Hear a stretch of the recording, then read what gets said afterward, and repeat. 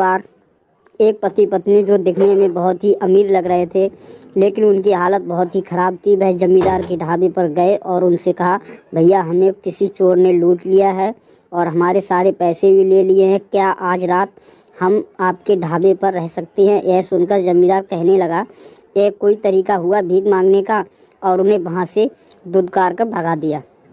दोनों पति पत्नी फिर एक रवि के ढाबे पर गए और उनसे कहा कि हमारे सारे पैसे लूट लिए हैं और हमें बिल्कुल ही खाली कर दिया है। तो रवि ने कहा, आइए हमारा ढाबा पर आपका स्वागत है। रवि और उसकी पत्नी ने उन्हें ढाबे पर रोका, उन्हें दाल रोटी खिलाई और रात पर उन्हें रुकने दिया।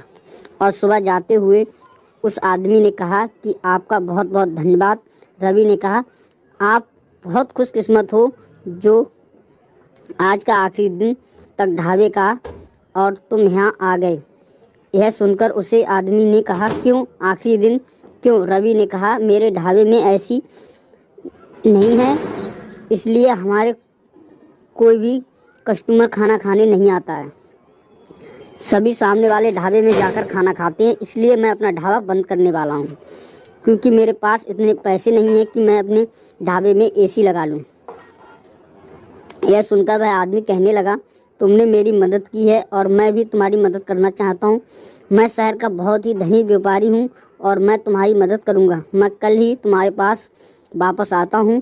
वह आदमी चला गया और दूसरे दिन रवि के ढाबे पर आया और रवि को 3 बड़ी बड़ी एसी लगवा दी, जिसकी वजह से उसका ढाबा एकदम ठंडा हुआ। इस तरह उसे आदमी ने रवि की मदद की।